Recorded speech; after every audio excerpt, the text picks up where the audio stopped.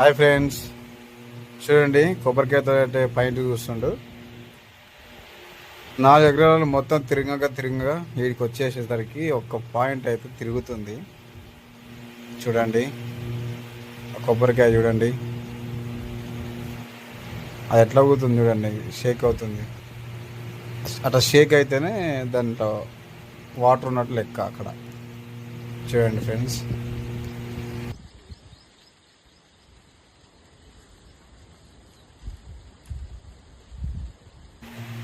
మొత్తానికైతే పాయింట్ అయితే దొరికేసింది.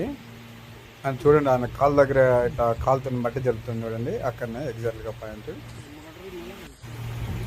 Bore vehicle కూడా వచ్చేస్తుంది చూడండి, హైవే పైన ఎంత దూసుకొస్తుందో చూడండి.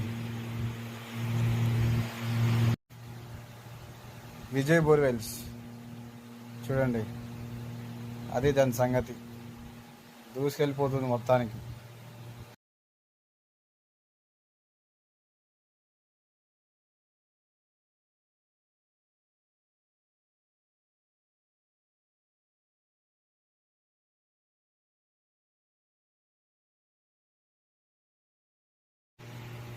బండి అయితే పాయింట్ మీద నడుస్తుంది. వాటర్ అయితే దాదాపుగా 2.5 దాకా వచ్చినాయి వాటర్. చూడండి, ప్రెస్సింగ్ చేస్తేనే అంత ఎక్కువ వాటర్ వస్తుంది అనమాట. నార్మల్గా డ్రిల్లింగ్లో అయితే తక్కువ వస్తుంది, డ్రిల్లింగ్ ఇచ్చిన వాటరే కరెక్ట్ అనమాట. చూడండి,